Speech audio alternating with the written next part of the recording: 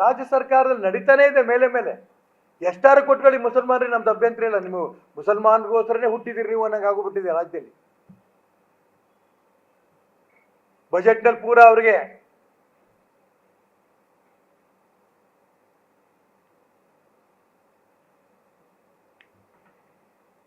ಏನ್ ನಡೀತಾ ಇದೆ ರಾಜ್ಯದಲ್ಲಿ?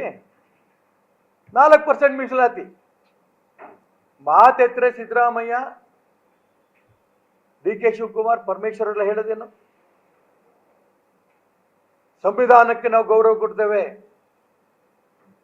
ಸುಪ್ರೀಂ ಕೋರ್ಟಿಗೆ ಗೌರವ ಕೊಡ್ತೇವೆ.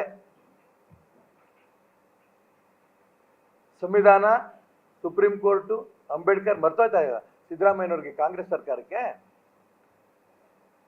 ಇಡೀ ದೇಶದಲ್ಲಿ 4% ಮೀಸಲಾತಿ ಮುಸಲ್ಮಾನರು ಎಲ್ಲೂ ಇಲ್ಲ. ಯಾಕೆ ಕರ್ನಾಟಕದಲ್ಲಿ ಮಾತ್ರ?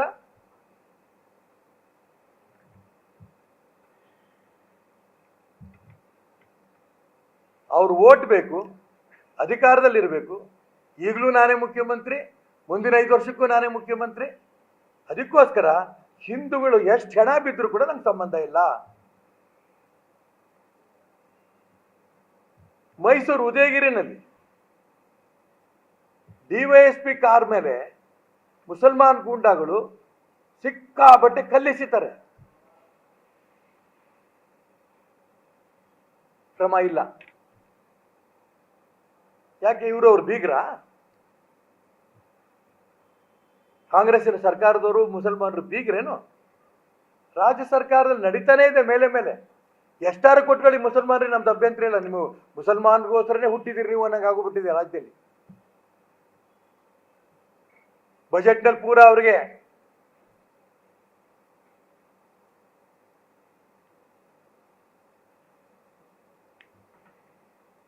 ಏನ್ ನಡೀತಾ ಇದೆ ರಾಜ್ಯದಲ್ಲಿ? 4% ಮೀಸಲಾತಿ ಮಾತೆತ್ತರೆ ಸಿದ್ದರಾಮಯ್ಯ,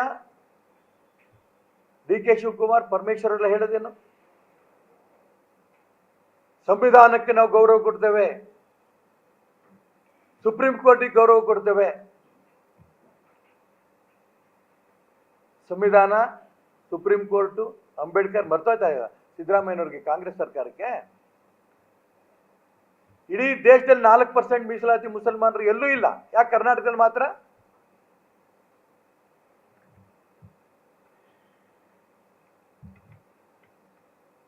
ಅವ್ರು ಓಟ್ ಬೇಕು, ಅಧಿಕಾರದಲ್ಲಿರಬೇಕು. ಈಗಲೂ ನಾನೇ ಮುಖ್ಯಮಂತ್ರಿ, ಮುಂದಿನ 5 ವರ್ಷಕ್ಕೂ ನಾನೇ ಮುಖ್ಯಮಂತ್ರಿ. ಅದಕ್ಕೋಸ್ಕರ ಹಿಂದೂಗಳು ಎಷ್ಟು ಹೆಣ ಬಿದ್ದರೂ ಕೂಡ ನಂಗೆ ಸಂಬಂಧ ಇಲ್ಲ. ಮೈಸೂರು ಉದಯಗಿರಿನಲ್ಲಿ ಡಿವೈಎಸ್ಪಿ ಕಾರ್ ಮೇಲೆ ಮುಸಲ್ಮಾನ್ ಗೂಂಡಾಗಳು ಸಿಕ್ಕಾಬಟ್ಟೆ ಕಲ್ಲಿಸಿತಾರೆ, ಕ್ರಮ ಇಲ್ಲ. ಯಾಕೆ? ಇವರು ಅವ್ರು ಬೀಗ್ರ? ಕಾಂಗ್ರೆಸ್ಸಿನ ಸರ್ಕಾರದವರು ಮುಸಲ್ಮಾನರು ಬೀಗ್ರೇನು?